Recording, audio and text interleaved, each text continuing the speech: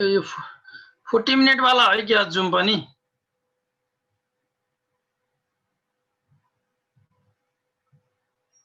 के भयो चाहिँ?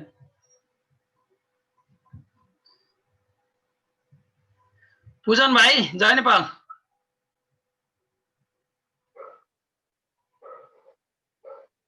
तपेन्द्र जी जय नेपाल। यो 14 मिनट वाला है क्या यो? त्यसमा के समस्या आयो? प्रकाश दाइ आइसक्नु भएको छ? अघि नै म आएको हो। यो प्रकाश दाइ त अघि नै आइसक्नु। जय नेपाल। यो प्राविधिक राम्रो गरेन भाइ। यो के गर अब उनी एन्ड गरे, होस्टले नै एन्ड गरे मिटिङ भनेर आयो। यो 40 मिनट वाला है क्या दाजु? त्यही भएर हो जस्तो लाग्यो। त्यस्तै जस्तो छ, अलिकति राम्रो विचार गर्नुपर्ने। मनै उपलब्ध गराइदिन्थे जुम यिनीहरूले भने भए। अब यसको त अलि विचार गरेर गर्नुपर्छ। फेरि शेरवर दाइलाई फेरि जोडिन लाग्ला। त्यही त। अब यसो गरेर अब यो फेसबुक लाइभ छ हैन, त्यो जोडेर गर्नु पर्यो।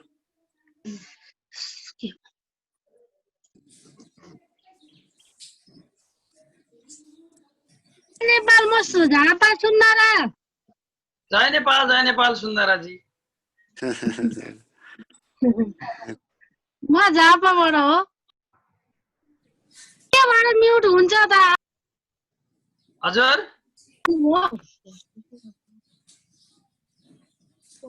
सबै हराउनु भयो त। हैन, प्राविधिक समस्या आएको हो। प्राविधिक समस्या आयो, त्यही भएर भयो। फेरि जोडिनुस्, सुरु हुन्छ। हामी सबैजना जोडिसकेका छौं। अब पुनः फेरि यसलाई अगाडि बढाउनु हुनेछ आदरणीय नेताजी। बीचमा चाहिँ अलि के प्राविधिक गडबड नगर्नु। सुन्दरा दिदी एकछिन तपाईँ सुन्नु होला। साथीहरूले यसलाई अगाडि बढाउँदै हुन्छ है।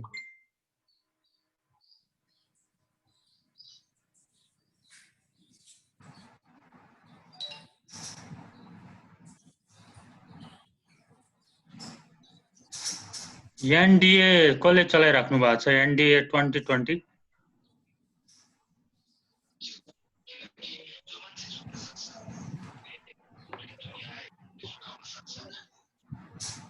दीपक दाइले होला। दीपक दाइको अर्को देखाएको छैन। उहाँलाई त्यो होस्ट बनाएको, उहाँले इन गर्नुभयो। मैले यो लाइट आएर फेरि सञ्चालन गराएको अनलिमिटेड हो। सबैलाई क्षमा याचना गर्दै पुनः सञ्चालन गर्न म अनुरोध पनि गरेँ अध्यक्षज्यूलाई। र यसमा केही प्राविधिक कारणले गर्दा हो यसमा समस्या भएको छ। हामी सिक्दै पनि छौँ। यो भर्चुअल मिटिङको लागि मैले क्षमा याचना गरेँ। होल्डमै हुनुहुन्छ अध्यक्षज्यू पनि होल्डमै हुनुहुन्छ। हुन्छ, मैले यहाँ सुरु गर्दैछु भाइ।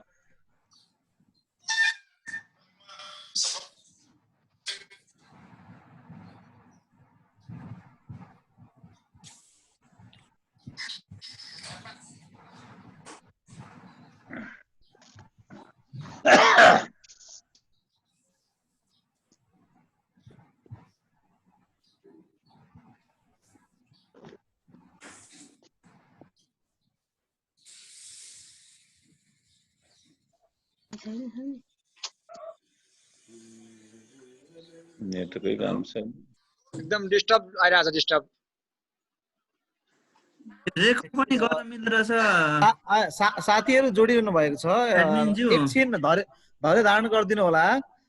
रेकर्ड गर्न मिल्दो रहेछ। रेकर्ड पनि गर्ने हो कि यसलाई भिडियो? साथीहरूले हुन्छ, रेकर्ड पनि गर्न सकिन्छ। रेकर्ड भइरहेछ। म अहिले सुरु हुने बित्तिकै लाइभमा हालिदिन्छु हजुरहरूको सबैलाई। ए हस् हस्, हुन्छ हुन्छ। रेकर्ड हजुरले गर्नुभएको छ नि, मेरोमा पनि रेकर्डको अप्सन देखाइरहेछ।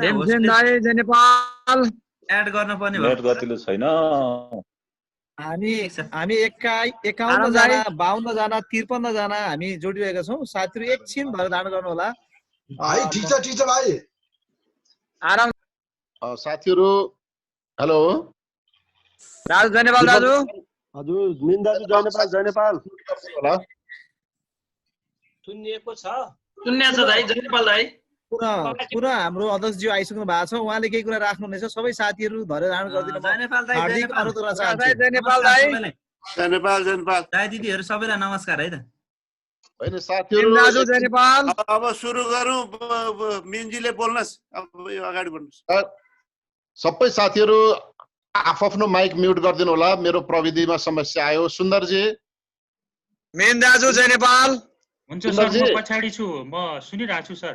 सुन्दरजी, तपाईसँग मेरो एउटा अनुरोध के छ भने जसको बोल्ने पालो छ उहाँको बेलामा माइक अन गरिदिनुस्, अरूको म्युट गरिदिनुस् न। हुन्छ हुन्छ सर, म म्युट गरिदिनु होला। सबै साथीहरूले हल्ला गर्नुभयो। हाम्रो प्रमुख अतिथि विशिष्ट अतिथिहरू अत्यन्तै हतारमा हुनुहुन्छ, गाह्रो भइराखेको छ। त्यसैले मैले सबैलाई हार्दिक स्वागत गर्दछु। दीपकजी कहाँ हुनुहुन्छ? दीपकजी पनि चाहिँ अत्यन्तै तयारीका साथ बस्नु होला। तपाईँ प्रविधिमा अलमल नगर्नु होला। सुन्दरजी ध्यानपूर्वक हेरिदिनु हुन अनुरोध गर्दछु। र साथीहरू सहभागी भइसक्नु भएको हुनाले सहभागी साथीहरूले चाहिँ आफ्नो माइक गरिदिनु होला। र मैले सबैलाई हार्दिक स्वागत गर्दै आज बीपी स्मृति दिवसका दिन 107औं बीपी स्मृति दिवसका दिन नेपाली कांग्रेस बीपी कोइरालाको मार्गदर्शनमा छ। नेपाली कांग्रेस बीपी को पथ पहिलाइराखेको छ। 2007 सालमा बीपीले जातपात मान्दैनौ, सँगै बसौं सँगै खाउँ, भात भताको खुसी भन्ने नारा र 2015 सालमा जमिन जोत्नेको हुन्छ, घर पोत्नेको हुन्छ भनेर गरिब दुखी निमुखाहरूको पक्षमा बनाएको अभियान सुरु गरेको अभियान र 16 सालको भूमि क्रान्ति पछि लगतै पछिल्ला दिनहरूमा पञ्चायती व्यवस्थाले पार्टीलाई प्रतिबन्धित गर्यो र प्रतिबन्धित पार्टी फेरि 46 सालको जनआन्दोलन पछि हामीले प्राप्त गरेको प्रजातन्त्रभित्र नेपाली कांग्रेसले नै पहिलो पटक दलितलाई सांसद बनाउने कुरा, नेपाली कांग्रेसले नै पहिलो पटक जिल्ला विकासको सभापति बनाउने कुरा र दलित छात्रवृत्ति लागू गर्ने कुरा र दलितहरूको दलित विकास समिति बनाउने कुरा लगायतमा नेपाली कांग्रेस अहिले पनि आज पनि अग्रपंक्तिमा छ। त्यसो भएको हुनाले म यहाँहरुसित फेरि पनि के अनुरोध गर्छु भने आज हामी बीपी कोइरालाको मार्गदर्शनबाट, बीपी को चिन्तनबाट हामी कतै विचलित भएका छैनौं भनेर आज हामी आफैलाई सीमालोकन अथवा पुनरावलोकन गर्ने अवस्थामा छौं र श्रद्धेय पार्टी सभापति शेरबहादुर देउवाज्यूले नै आज धेरै महत्त्वपूर्ण विचारहरू राख्नुहुनेछ र साथीहरुको हल्ला आयो। चाहे साहित्य होस्, चाहे राजनीति होस्, चाहे अर्थनीति होस्, चाहे व्यवहारका कुराहरू, यो देश चाहे राष्ट्रियताका कुराहरू यो कसले यो चलाइरहेछ? यो अनम्युट गर्नु नसक्नुस् के हो? यसबाट अनम्युट गर्न त्यहीबाट चाहिँ आवाज म्युट गर्नु पर्यो के? सुन्दरजी हजुर हजुर, म हेरिरहेको छु, यहाँ धेरैजना एकैचोटी देखिने भएकोले यो कन्फ्युज भइरहेको छु म। हैन त्यो नगर्नु, अहिले सबैको गरिदिनुस् हैन, म्युट गरिदिनुस् हैन। बिन्दाई बाहेकहरु सबैको म्युट गरिदिनु न, त्यसपछि अनि जसलाई सबै म्युट गर्छु अनि हजुरकोबाट खोल्छु है त एकैछिन। ल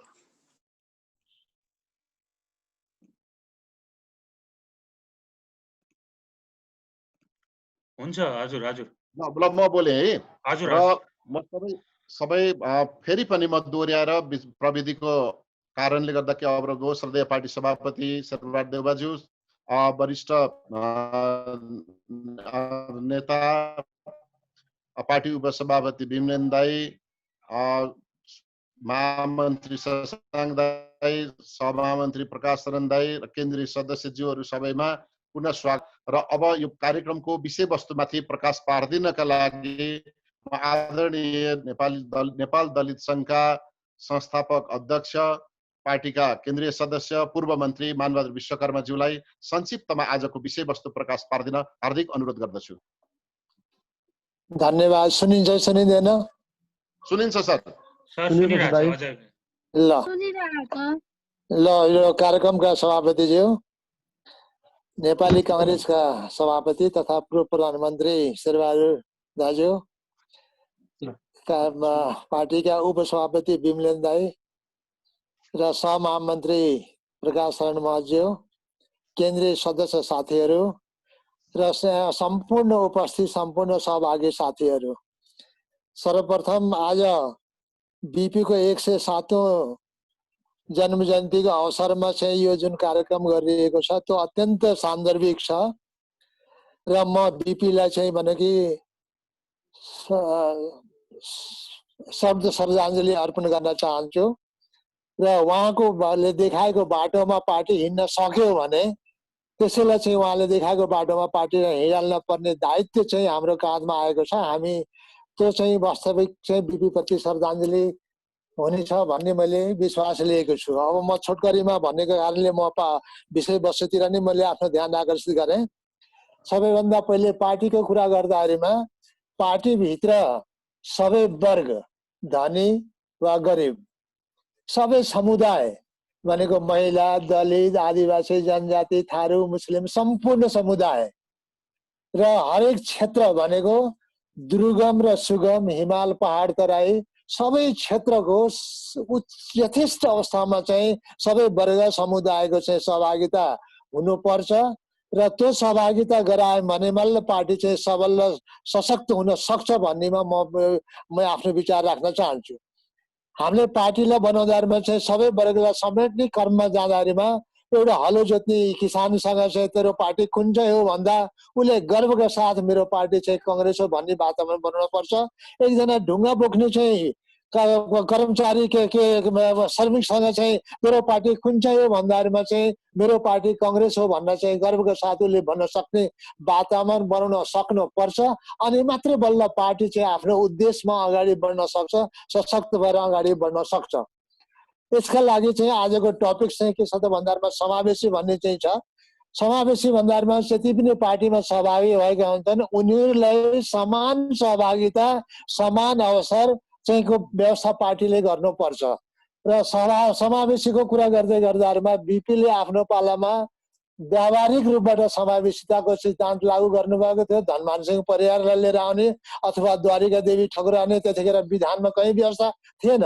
तर चाहिँ उहाँले चाहिँ के छ भन्दाखेरिमा व्यावहारिक रूपबाट चाहिँ उहाँले चाहिँ गरेर समावेशिता लागू गर्नुभएको थियो भने अहिले हाल आएर चाहिँ अहिलेको चाहिँ भनेको पार्टीभित्र चाहिँ हाम्रो पार्टीले पनि समावेशीका धेरै कार्यक्रम गरेको छ र त्यसमा सशक्त रूपबाट समावेशिताको वकालत गर्ने चाहिँ हाम्रो चाहिँ वर्तमान सभापति शेरबहादुर देउबा हुनुहुन्छ, जसले पहिले वैधानिक तरिकाबाट चाहिँ कदम जङको नारा लिएर आउनुभयो, जसले चाहिँ सम्पूर्ण चाहिँ दलित, महिला, आदिवासी, मधेसी सबैको चाहिँ समावेशी गर्नुपर्छ, सबैलाई समावेश गराएर जानुपर्छ भन्ने नारा अगाडि बढाएर आउनुभयो।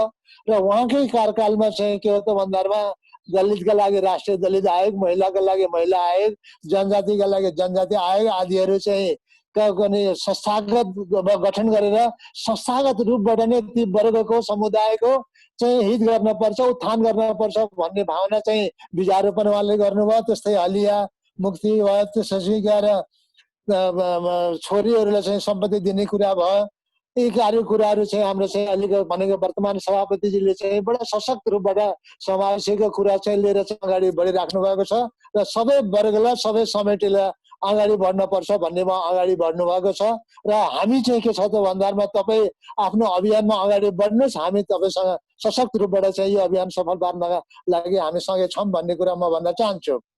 त्यति मात्रै नभएर के हो त भन्दाखेरिमा उहाँले चाहिँ अहिले सम्पूर्ण वर्गका लागि चाहिँ केन्द्रीय कार्य समितिलाई 85 जनाबाट बढाएर र 167 जनाको केन्द्रीय कार्य समिति बनाउनु भएको छ। त्यो समावेशीलाई राखेर नै त्यो कुरा गर्नुभएको भने अर्को कुरा के छ भन्दाखेरिमा सबै चाहिँ भनेको 8वटै क्लस्टर संविधानभित्र भएका 8वटै क्लस्टरलाई सहमहामन्त्री आरक्षण गरेर र सहमहामन्त्री चाहिँ आरक्षणमा चाहिँ उहाँले लिएर आउनु भएको छ। यसरी हाम्रो पार्टी चाहिँ के छ त भन्दाखेरिमा नेतृत्वको तहमा अथवा असरको तहमा चाहिँ समावेशीको पक्षमा चाहिँ धेरै पहिलेदेखि अघि चाहिँ मिन्जीले पनि भनिसक्नु भयो, अगाडि गइराखेको छ र अझै पनि अगाडि सशक्त रूपबाट अगाडि बढिराखेको छ भन्ने कुरा भन्न चाहन्छु।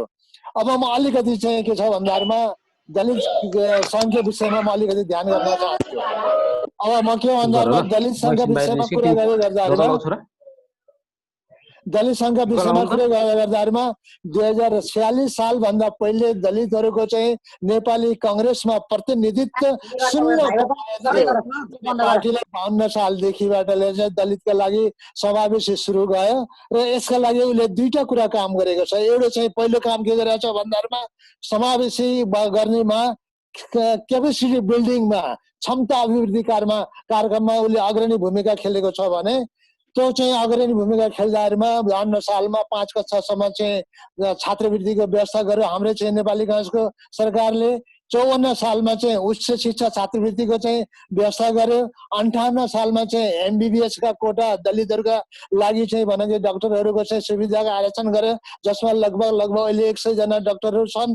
त्यस्तै संस्थागत रूपबाट मात्र दलितको विकास गर्न पर्छ भनेर र अहिलेका वर्तमान सभापति तथा नेपाली कांग्रेसका तत्कालीन प्रधानमन्त्रीजीबाट चाहिँ राष्ट्रिय दलित आयोगको गठन भयो, जुन दलित आयोगलाई अहिलेको सरकारले, अहिलेको कम्युनिस्ट सरकारले सुताएर राखिराखेको छ। त्यस्तै निजामती सेवामा आरक्षण गर्यो। यसरी चाहिँ के छ भन्दामा पहिलो तर्फ चाहिँ यसले कि नेपाली कांग्रेसले चाहिँ हाम्रो पार्टीले चाहिँ के छ त भन्दामा क्यापेसिटी बिल्डिङमा क्षमता अभिवृद्धिको पक्षमा चाहिँ थुप्रै काम गरेको छ। मैले यसलाई छोटकरीमा मात्रै भने। दोस्रो चाहिँ काम यसले के गरेको छ त भन्दामा नेतृत्व विकासको कर्म यसले चाहिँ आफ्नो काम अगाडि बढाएको छ। 2052 सालदेखि नेपाली कांग्रेसको विधान संशोधन भयो र त्यसमा चाहिँ जिल्ला स्तरमा चाहिँ कसरी चाहिँ दलितहरूलाई समावेश गराउने भन्ने चाहिँ त्यो विधानले भनेको छ भने 11औं महाधिवेशन पछि विधान संशोधन गरेर प्रत्येक निर्वाचन क्षेत्रबाट चाहिँ दलितहरूका लागि एकजना महाधिवेशन प्रतिनिधिको आरक्षण गरिएको छ। त्यसै गरेर चाहिँ प्रत्येक जिल्लामा समानुपातिक रूपबाट जिल्ला कार्य समितिमा दलितहरूलाई चाहिँ कसरी समावेश गर्ने भन्ने कुरा चाहिँ आएको छ। त्यस्तै गरेर चाहिँ के छ त भन्दामा 6 जना जति केन्द्रीय सदस्यहरू चाहिँ आरक्षण पहिले गरिएको थियो, जसभित्र अहिले हामी चाहिँ के छ त भन्दामा 5 जना केन्द्रीय सदस्य अहिले पनि छौँ। अहिले यो कार्यक्रममा पनि हामी 4 जना 5 जना चाहिँ कार्यक्रम छौँ। त्यति मात्रै नभएर जिल्ला कार्य समितिमा दलितहरूको सहभागिताको आरक्षण गरिएको थियो र केन्द्रीय सदस्यहरूको आरक्षण गरिएको थियो।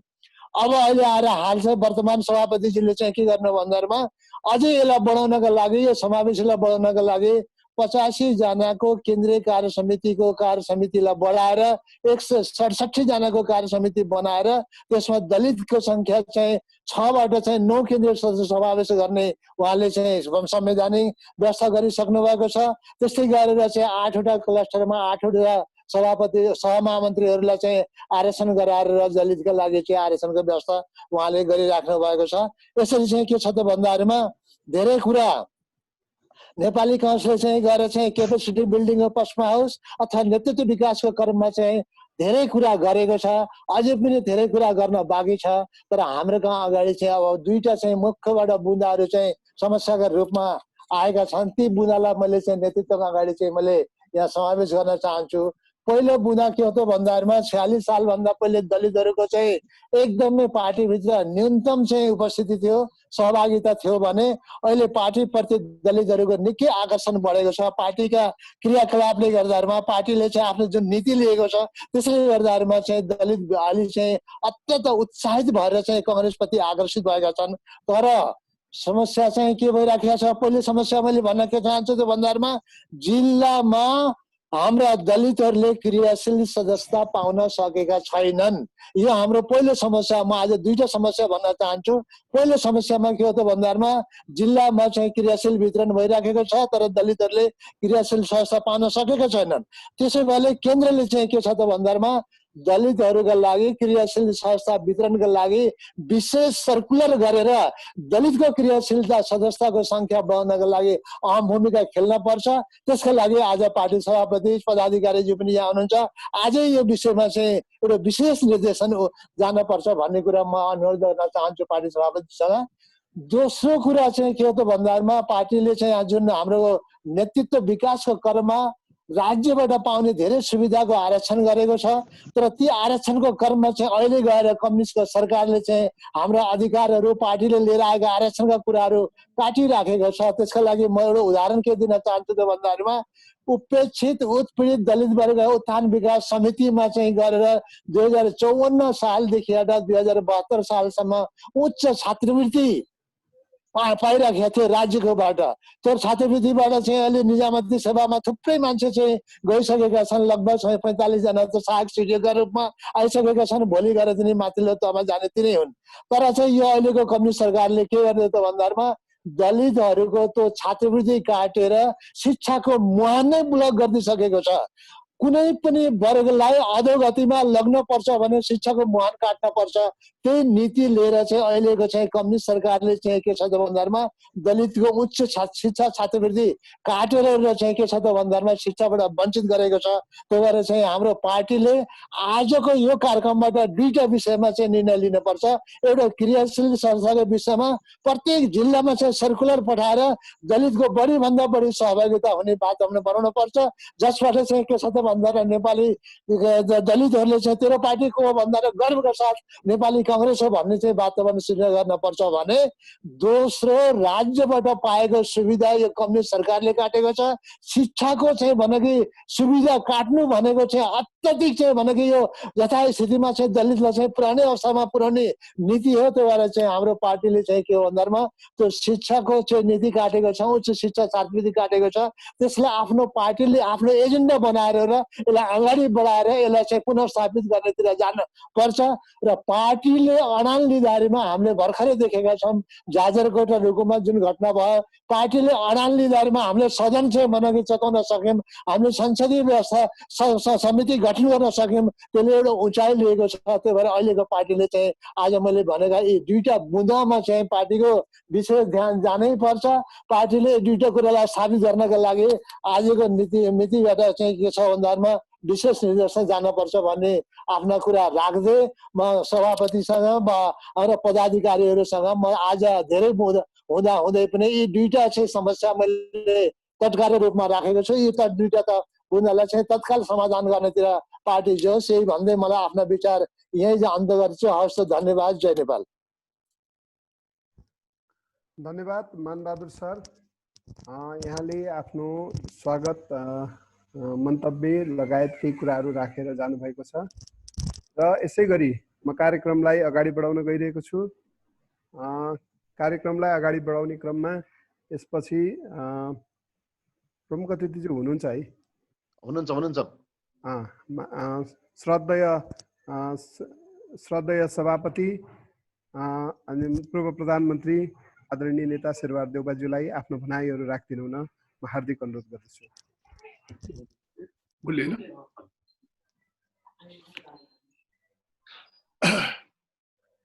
बिबी कोइरालाको जन्म जयन्ती 107औं जन्म जयन्तीको उपलक्ष्यमा आयोजित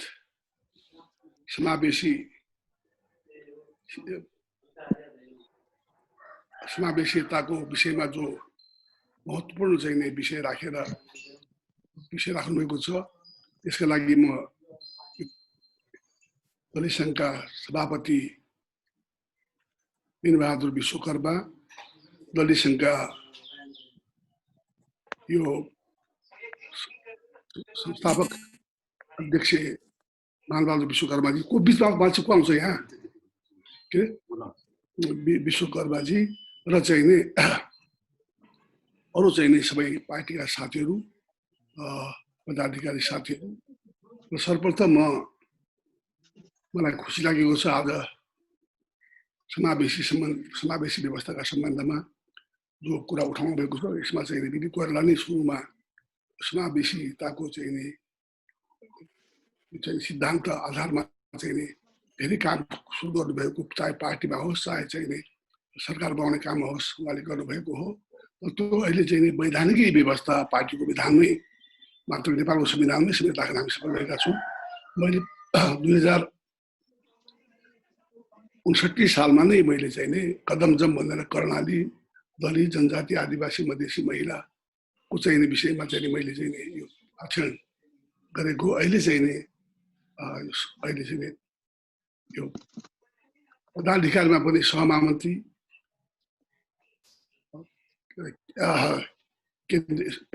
एकजना सहमहामन्त्री निर्वाचित, केन्द्रीय सदस्य 9 जना निर्वाचित, केन्द्रीय सदस्य एक मनोनित गरेर चाहिँ यो आरक्षणै हो। यसमा चाहिँ के अरे यो आरक्षण व्यवस्था गरिएको हो।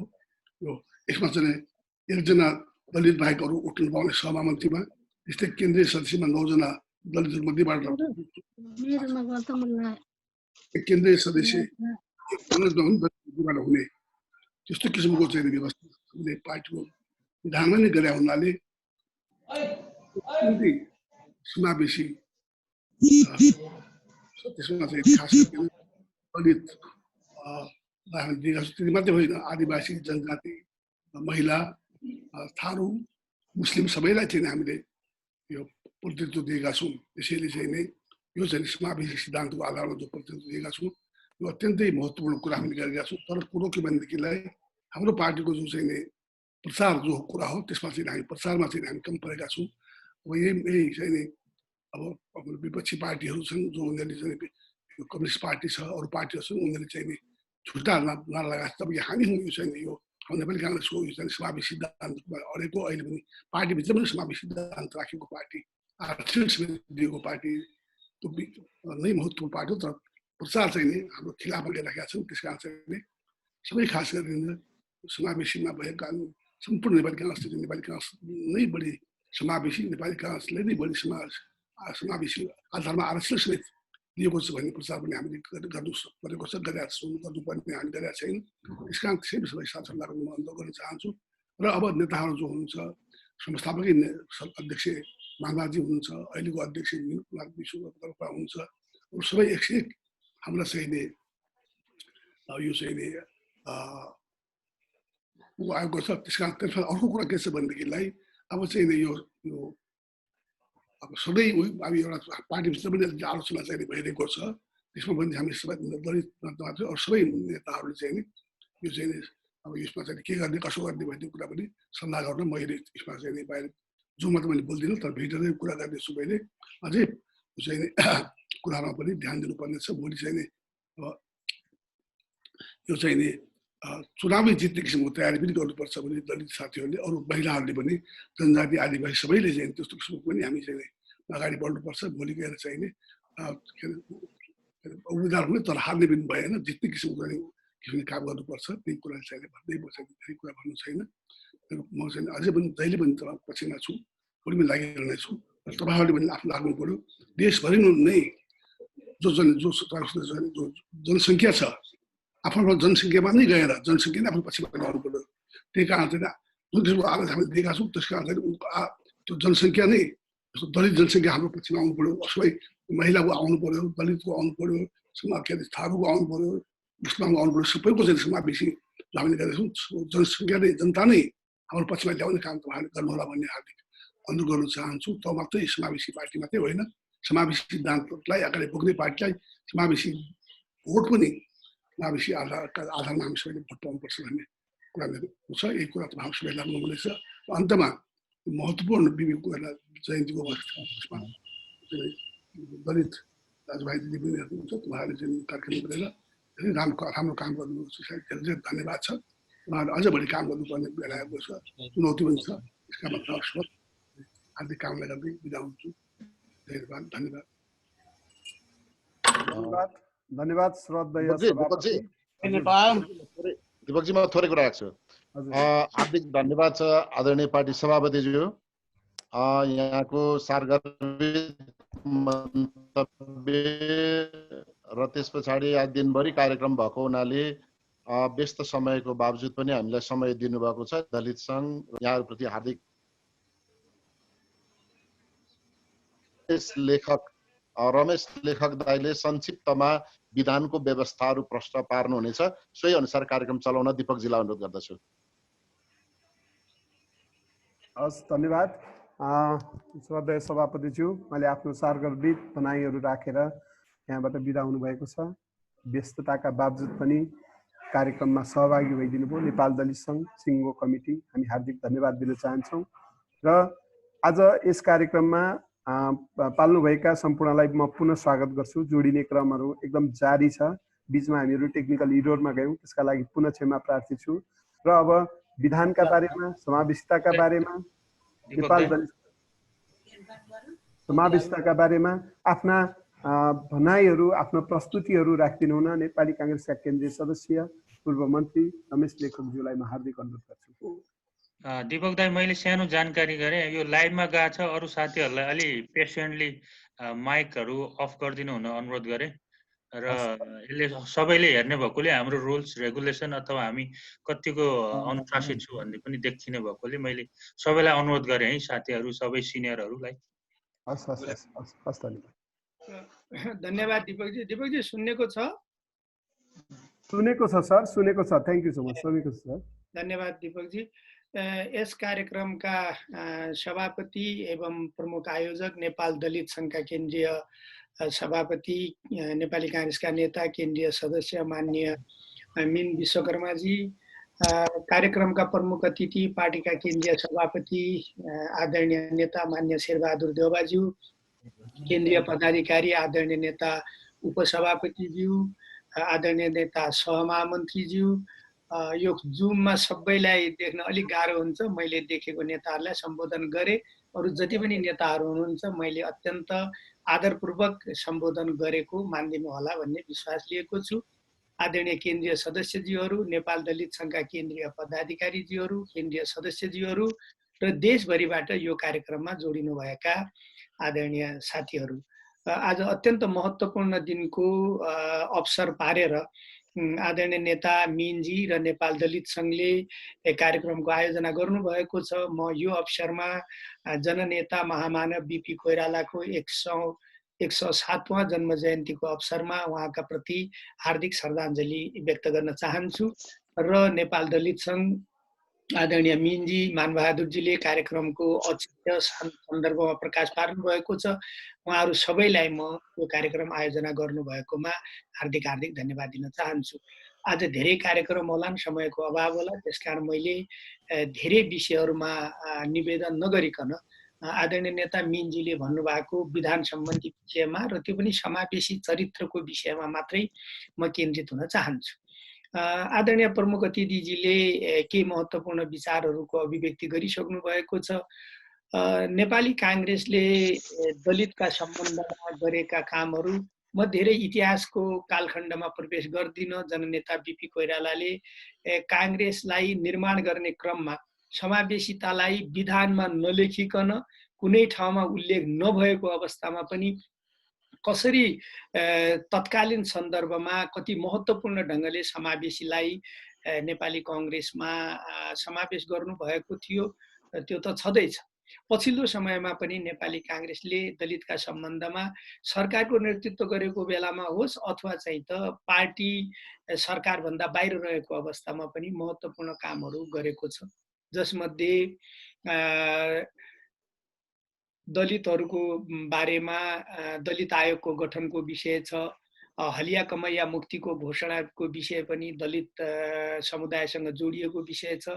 अहिलेको प्रमुख अतिथि पूर्व प्रधानमन्त्री आदरणीय सभापति शेरबहादुर देउबाजी नै प्रधानमन्त्री भएको बेलामा हलिया कमैया मुक्तिको घोषणा भएको हो, दलित आयोगको गठन भएको हो र अहिलेको संविधान नेपाली काङ्ग्रेसको नेतृत्वमा बनेको संविधान हो र यो संविधानले पनि दलित समुदायको बारेमा केही विशिष्ट व्यवस्थाहरू गरेको छ, जस्तो संसारका प्राय संविधानहरूमा नभेटिने कुरो अहिलेको संविधानले दलितहरूको हकलाई मौलिक हकका रूपमा बेग्लै संविधानमा समावेश गर्ने काम गरेको छ। स्थानीय तहमा दलितहरूको प्रतिनिधित्वलाई ओडादेखि नै सुनिश्चित गर्ने काम गरेको छ। पालिकाहरूमा पनि नगर सभा र गाउँपालिकाको सभा बनिसकेपछि ती सभाहरूबाट कार्य समितिमा जाने व्यवस्था सुनिश्चित गरिएको छ। त्यसपछि राज्यका सबै निकायमा समावेशी आधारमा सहभागिताको हकलाई सुनिश्चित गरिएको छ र त्यसरी नै चाहिँ त संविधानले नै दलित आयोगलाई पनि संवैधानिक आयोगको दर्जा दिएर संविधानले व्यवस्था गरेको छ। यो कुरा मैले यसकारण निवेदन गरेँ कि यो संविधानको पनि नेतृत्व, यो संविधान निर्माणको नेतृत्व पनि काङ्ग्रेसले गरेको हुनाले काङ्ग्रेसले दलित समुदायका बारेमा गरेका काम अहिलेको संविधानमा अक्षरशः प्रतिबिम्बित भएका छन्। त्यसो भएको हुनाले नेपाली काङ्ग्रेसले अब संविधानमा अथवा चाहिँ त राज्य संरचनामा मात्रै होइन, नेपाली काङ्ग्रेसको विधानमा पनि अहिले हामीले विधानलाई संशोधन गरेर अब त्यसलाई प्राविधिक रूपले हामीले संशोधन भन्छौँ, तर आधारभूत रूपले यो विधानको पुनर्लेखन नै हो र यो विधानको पुनर्लेखन गर्ने कुरा हामीले केही समय पहिला सम्पन्न गर्यौँ। अहिलेकै कार्य समितिको नेतृत्वमा, अहिलेकै पार्टी सभापति को नेतृत्वमा पार्टीको महामन्त्री आदरणीय पूर्णबहादुर खड्काजी विधान संशोधन समितिको संयोजक हुनुहुन्थ्यो र संयोगले मैले पनि त्यसमा काम गर्ने मौका पाएर हाम्रा दुईजना आदरणीय नेता प्रमुख आयोजक माननीय मीन विश्वकर्मा र चाहिँ त माननीय मानबहादुर विश्वकर्माजी पनि त्यो चाहिँ त विधान संशोधनमा मान्य मानबहादुर विश्वकर्माजी र नियमावलीमा मान्य विश्वकर्माजी संलग्न हुनुभयो र हामीले नयाँ विधान चाहिँ त ल्याएका छौँ। यो विधानका धेरै महत्त्वपूर्ण विशेषताहरू मध्येको सबैभन्दा महत्त्वपूर्ण विशेषता चाहिँ त नेपाली कांग्रेसलाई पूर्णतया समावेशी पार्टीका रूपमा स्थापित गर्ने यो विधानको पहिलो सबैभन्दा महत्त्वपूर्ण काम हो। त्यो भनेको के हो भने आजका दिनमा नेपाली कांग्रेस पार्टी समानुपातिक आधारमा समावेशितालाई पूर्ण रूपले अवलम्बन गर्ने देशको पहिलो पार्टी भएको छ।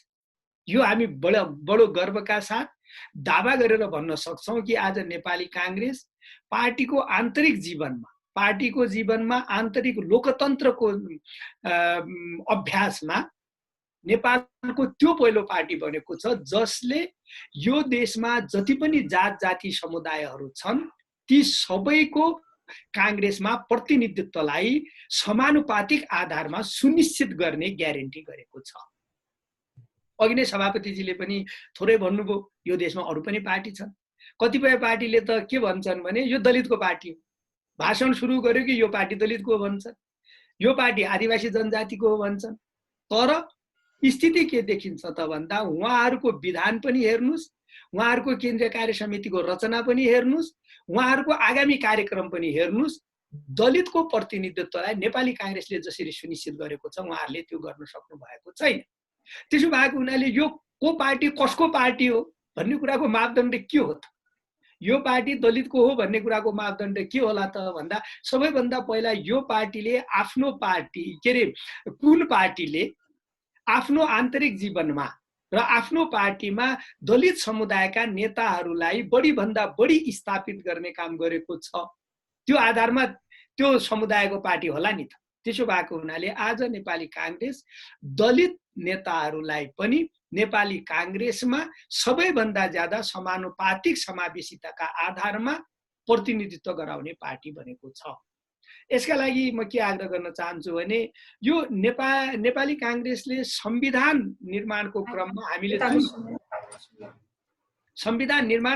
हामीले जुन सिद्धान्त अवलम्बन गर्यौं त्यही सिद्धान्त हामीले पार्टी निर्माणको क्रममा पार्टीको संगठन संरचना निर्माणको क्रममा पनि त्यो सिद्धान्त अवलम्बन गरेका छौं। त्यो भनेको के भने नेपालको संविधानले मूलत राजनीतिक प्रतिनिधित्वका लागि 8 वटा क्लस्टरहरू सबै देशभरिका जात जातिलाई 8 वटा क्लस्टरमा उसले चाहिँ त परिभाषित गरेको छ, समूहकृत गरेको छ। त्यसमध्ये महिला 1, दलित 2, आदिवासी जनजाति 3, खसारिया 4, मधेसी 5, थारू 6, मुस्लिम 7 र पिछडिएको क्षेत्र 8। यो 8 वटा क्लस्टर बनायो कले संविधानले। र संविधानले के भन्यो भने यो 8 क्लस्टरबाट देशमा राजनीतिक संस्थाहरूमा प्रतिनिधित्व गराउँदाखेरि समानुपातिक समावेशिताका आधारमा प्रतिनिधित्व गराइन्छ भनेर संविधानले भन्यो र त्यही सिद्धान्त कांग्रेसले आफ्नो विधानमा पनि अवलम्बन गर्यो। र संविधानले के भन्यो त भन्दाखेरि अब यसमध्ये समानुपातिक प्रतिनिधित्व सुनिश्चित गरायो र प्रत्यक्षतर्फ 60% र समानुपातिक तर्फ 40%, जसलाई चाहिँ त एक शब्दमा आरक्षण भन्दा पनि हुन्छ। तर वास्तवमा यो हाम्रो आरक्षण पनि होइन के। आरक्षण भनेको कस्तो हो भने जस्तो 100 वटा पद छ, 100 वटा पद मध्ये कुनै जात जाति विशेषलाई कुनै समुदाय विशेषलाई थोरै प्रतिशतमा थोरै मात्रामा चाहिँ त आरक्षित गर्नु आरक्षण हो। यो आरक्षण भन्दा नि आवन्टन भन्ने कुरा मतलब डिस्ट्रिब्युसन भएका जति पदहरू भएका जति क्लस्टरहरूमा अथवा भएका जति पदहरू भएका जति जात जातिहरूमा वितरण गरेको अवस्था हो। वितरणको आधार के हो त भन्दा जनसंख्या। जसको जनसंख्या जति छ त्यसले त्यति नै प्रतिनिधित्व पाउँछ, त्यति नै सिट चाहिँ त पाउँछ भनेर भनेको हुनाले यो वास्तवमा आरक्षण भन्दा पनि यो चाहिँ त डिस्ट्रिब्युसनको अवस्था हो भनेर मैले आग्रह गर्न चाहन्छु। र त्यसो भएको हुनाले यो 8 वटै समूहको चाहिँ त आवन्टनलाई अथवा वितरणलाई चाहिँ त नेपाली कांग्रेसले आफ्नो विधानमा सुनिश्चित गरेको अवस्था छ। जसमध्ये जस्तो अब संविधानले चाहिँ त के भन्यो भने संविधानको धारा 84 ले महिला, दलित, आदिवासी जनजाति, खसारिया, मधेसी, थारू, मुस्लिम पिछडिएको क्षेत्रलाई 8 वटा समूहमा बाँडेर प्रतिनिधि सभामा चाहिँ त प्रतिनिधित्व गर्नका निमित्त यही 8 वटा समूहबाट समानुपातिक आधारमा प्रतिनिधित्व गराउँछु है भनेर भन्यो। त्यही कुरो हामीले नेपाली कांग्रेसको विधानमा भन्यौं र के भन्यौं त भन्दा हामीले पनि दलितलाई जनसंख्याको आधारमा पार्टीमा प्रतिनिधित्व गराउँछौं। दलितलाई मात्रै होइन, महिलाको प्रतिनिधित्व कम्तीमा 33% हुने कुरा ग्यारेन्टी गर्यौं, दलितको कुरा जनसंख्याको आधारमा हुने कुरा ग्यारेन्टी गर्यौं, आदिवासी जनजातिको जनसंख्याको आधारमा, खस आर्यको जनसंख्याको आधारमा, मधेसीको जनसंख्याको आधारमा, थारूको, मुस्लिमको, पिछडिएको क्षेत्रको सबैको जनसंख्याको आधारमा पार्टीको विधानले सुनिश्चित गर्यो। र यसले चाहिँ त जस्तो यस पूर्व प्रत्येक वडाबाट सबै क्लस्टरमा मानिस आउनुपर्ने व्यवस्था थियो। अहिले हामीले के गर्यौं त भन्दाखेरि जस्तो प्रत्येक वडाबाट एकजना सभापति हुन्छ वडा कार्य समितिमा, 9 जना प्रत्यक्षबाट निर्वाचित हुनुहुन्छ, 6 जना चाहिँ त समावेशी समानुपातिक आधारमा वडाबाट, जसलाई हामी आम बोलचालको भाषामा क्षेत्रीय प्रतिनिधि भनेर भन्छौं, क्षेत्रीय प्रतिनिधि निर्वाचित हुन्छ। 16 जना वडाबाट क्षेत्रीय प्रतिनिधि आउने क्रममा त समानुपातिक आधारमा कसरी आउँछन् त भन्दा 9 जना भनेको 15 जनाको 60% नभयो, 9 जना प्रत्यक्ष निर्वाचित भएर आउनुहुन्छ र 6 जना चाहिँ त समानुपातिक आधारमा आउनुहुन्छ भन्दा समानुपातिक आधारमा आउने बेला के हुन्छ त स्थिति भन्दा त्यो वडाको जनसंख्या कति छ, त्यो वडाको जनसंख्या जस्तो पहिलो जनसंख्या कुनै वडामा सबभन्दा बढी जनसंख्या यदि चाहिँ त 50% जनसंख्या दलितको छ भने मानौं, त्यो वडाबाट 6 जनामा आउँदाखेरि 3 जना को आउने भयो, दलितको आउने भयो। त्यसपछि सेकेन्ड जनसंख्या कसको छ, जसको छ त्यति प्रतिशत त्यसको आउने भयो र 6 जनाको चाहिँ त वितरण त्यसरी हुने भयो। त्यसो भएको हुनाले खास गरेर यो दलित साथीहरुको यहाँ उपस्थिति भएको हुनाले म के आग्रह गर्न चाहन्छु भने दलितको चाहिँ त बसोबासको नेचर अथवा प्रवृत्ति कस्तो छ त भन्दा देशभरि फैलिएको अवस्था छ। प्रत्येक वडामा चाहिँ त उहाँहरुको चाहिँ त बसोबास फैलावट भएको हुनाले हाम्रो विधानले जुन व्यवस्था गर्यो त्यो व्यवस्थाले के भयो त भन्दा करिब प्रत्येक वडाबाट दलित साथीहरुको, दलित नेताहरुको प्रतिनिधित्व सुनिश्चित हुन्छ। र त्यसले के हुन्छ त भन्दा यो पार्टीभित्र जनसंख्याको आधारमा चाहिँ त यसलाई चाहिँ त सुनिश्चित गरिएको हुन्छ।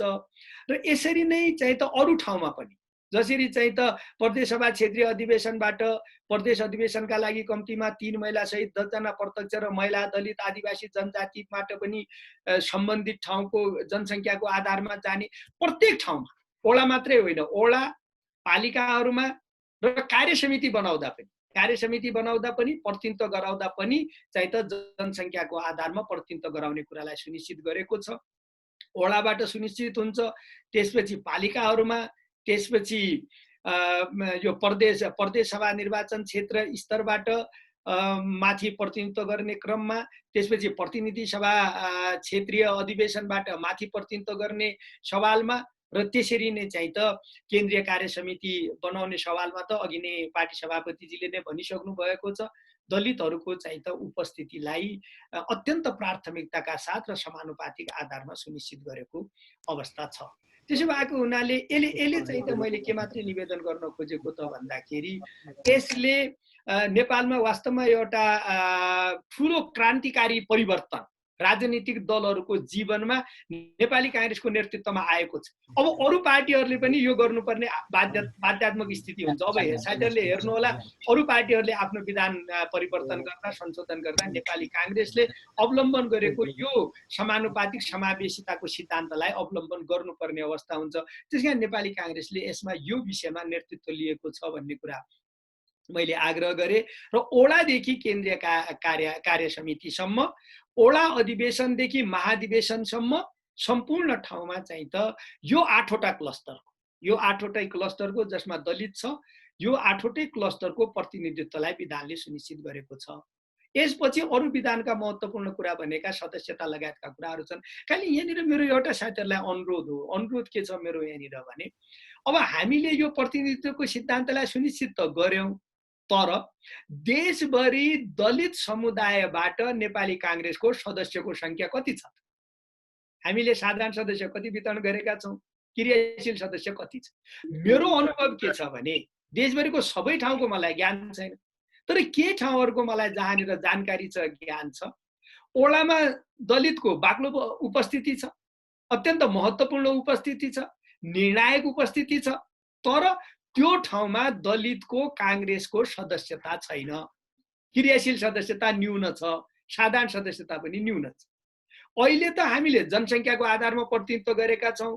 भोलि बिस्तार बिस्तार स्थिति के आउँछ त भन्दा एउटा दोस्रो अधिवेशनपछि महाधिवेशनपछि अब क्रियाशील सदस्यताको आधारमा प्रतिनिधित्व गराउनु पर्ने स्थिति आउँछ, जनसङ्ख्या होइन क्रियाशील सदस्यताको। त अहिले हामीले जनसङ्ख्याको आधारमा प्रतिनिधित्व गराउने सिद्धान्तमा गयौँ, पार्टीमा पनि जनसङ्ख्याको आधारलाई बनायौँ, हामीले जनसङ्ख्यालाई आधार बनायौँ। एउटा विचार के पनि हाम्रो बिचमा छलफल आएको थियो भने पार्टीको सदस्यतालाई क्रियाशील सदस्यतालाई आधार किन नबनाउने भन्ने थियो। हामीले एउटै कारणले क्रियाशील सदस्यलाई योपालि आधार बनाएनौँ। किन त भन्दा हामीले हाम्रो विधानको उद्देश्य कम्तीमा 33% महिलाहरूको प्रतिनिधित्व सुनिश्चित गर्ने र यो 8वटा क्लस्टरको प्रतिनिधित्व सुनिश्चित गर्ने अवस्थामा व्यवहारमा के देखिन थाल्यो त भन्दा यदि हामीले सदस्यलाई आधार बनायौँ भने दलितहरूको प्रतिनिधित्व जति जनसङ्ख्या छ त्यसको आधारमा हुँदैन अथवा अत्यन्त न्यून हुने स्थिति रहन्छ। त्यसो भएको हुनाले दलितहरूको, महिलाहरूको, मुस्लिमहरूको, थारूहरूको जसको प्रतिनिधित्व पार्टीमा सदस्यता जसको न्यून छ अथवा जनसङ्ख्याको अनुपातमा सदस्यता छैन त्यसको प्रतिनिधित्व कम हुने भएको हुनाले हामीले जनसङ्ख्यालाई आधार लिएको। अब गर्नुपर्ने काम के छ त भन्दा जुन जुन क्लस्टरको, जुन जुन समुदायको अहिले पार्टीमा सदस्यता कम छ, कमसे कम जनसङ्ख्याको अनुपातमा सदस्यता कम छ, खास गरेर जस्तो महिलाको हकमा यो लागू हुन्छ, दलितको हकमा लागू हुन्छ, मुस्लिमको हकमा हुन सक्छ, मलाई लाग्छ आदिवासी जनजातिको र थारूहरूको हकमा पनि यो लागू हुन सक्छ। अब तथ्याङ्क हेरौँला त दलित र महिलाका बारेमा त निश्चित हुन्छ। त त्यो समुदायले अब सदस्यता बढाउनु पर्यो, नेपाली काङ्ग्रेसको साधारण सदस्य बढाउनु पर्यो, नेपाली काङ्ग्रेसको क्रियाशील सदस्य बढाउनु पर्यो। अनि साधारण सदस्य क्रियाशील सदस्य नबढाउने तर चाहिँ त त्यो सदस्यभन्दा ज्यादा चाहिँ त अनुपातमा प्रतिनिधित्व लिन्छु भन्यो भने यो व्यावहारिक हुँदैन। त्यसो भएको हुनाले अहिले मूलत नेपाल दलित सङ्घको ध्यान म केमा आकृष्ट गर्न चाहन्छु त भन्दा देशभरि सदस्यता वृद्धि गर्नु पर्यो र त्यो जनसङ्ख्याको अनुपातमा कमसे कम पुर्याउनु पर्यो। त्यो भनेको अहिलेको जुन अवस्था छ त्यसलाई दोब्बर कमसे कम तपाईँहरूले गर्नुपर्छ, त्योभन्दा नि अलि माथि पुर्याउनु पर्ला। त्यो ढङ्गले तपाईँहरूले मेहनत गर्न जरुरी छ भन्ने मैले आग्रह गर्न चाहन्छु। सदस्यताका बारेमा पनि हामीले धेरै परिवर्तनहरू गरेका छौँ। त्यसरी पार्टी सङ्गठनका विभिन्न तहका कार्य समितिहरूको व्यवस्था गरिएको छ। टोल कार्य समितिदेखि लिएर केन्द्रीय कार्य समितिसम्म 8वटा कार्य समिति बन्छन् पार्टीका। त्यसरी नै विभिन्न तहका अधिवेशनहरूको व्यवस्था गरिएको छ। गाउँपालिका नगरपालिकाको वडा अधिवेशनदेखि लिएर केन्द्रीय महाधिवेशनसम्म 7वटा अधिवेशन र महासमिति समेत गर्दा 8वटा अधिवेशनको व्यवस्था गरिएको छ। त्यसरी नै वडादेखि चाहिँ त माथिसम्म 6वटा चाहिँ त आवधिक सम्मेलनहरू गर्ने व्यवस्था गरिएको छ। कार्य समितिको गठनलाई पनि समानुपातिक समावेशीका आधारमा गर्ने भनेर समावेशिताको सिद्धान्तलाई कार्य समिति गठन गर्दा पनि लिएको छ।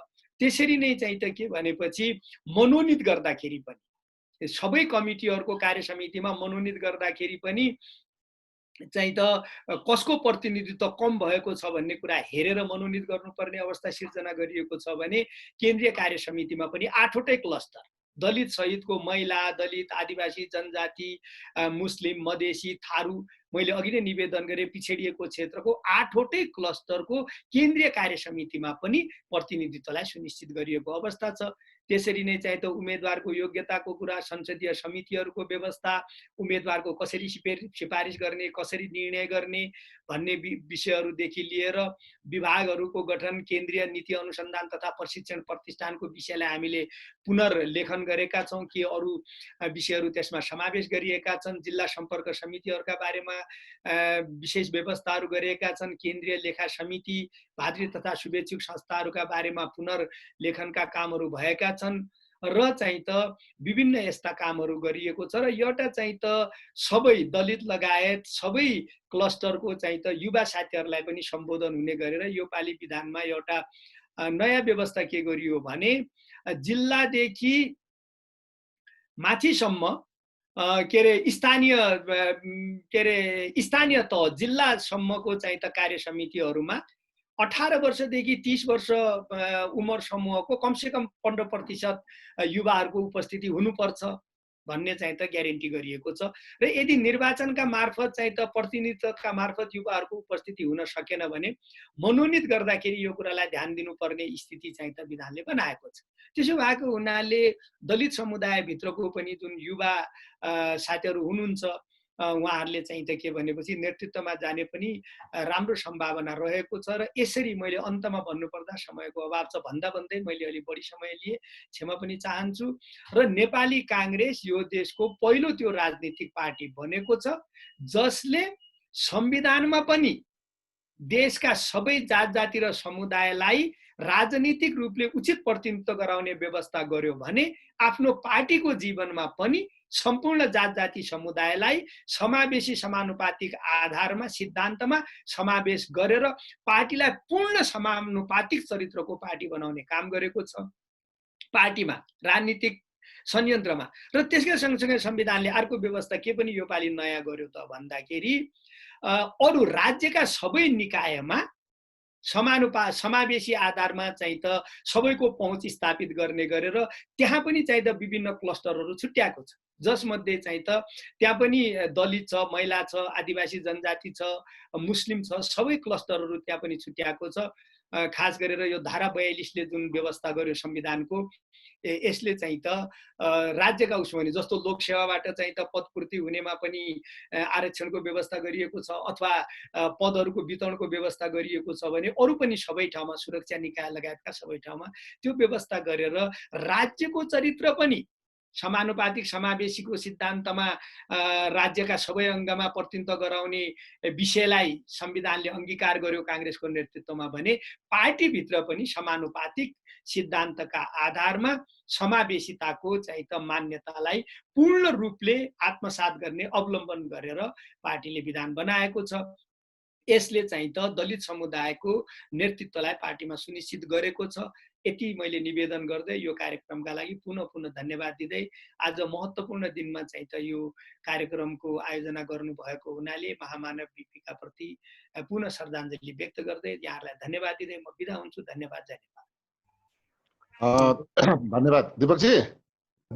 हजुर दिपकजी धन्यवाद। म एकैछिन ल धन्यवाद रमेश दाई र दिपकजीलाई मैले भन्न खोजेको पार्टी कार्यालय केन्द्रीय कार्यालयको कार्यक्रम पनि सुरु हुन लागेको हुनाले आज पदाधिकारीज्यूहरू पहिले बोलेर हामीसँग बिदा माग्न खोज्दै हुनुहुन्छ।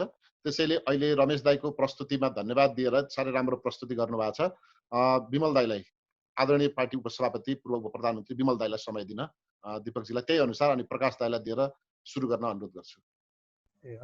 हस् धन्यवाद। धन्यवाद सभापतिज्यू। यसै गरी धन्यवाद रमेश दाईलाई। दिपकजी ए साथीहरु धेरै साथीहरुको यो हात उठाइराखेको के चलाइराखेको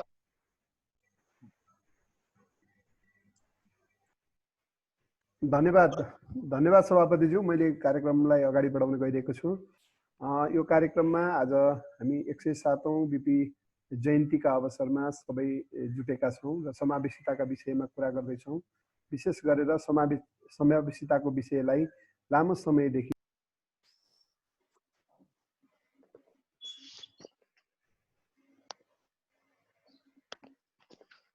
तपाईको म्युट भयो, दीपकजीको म्युट भयो, म कुरा राखौं के गरौं?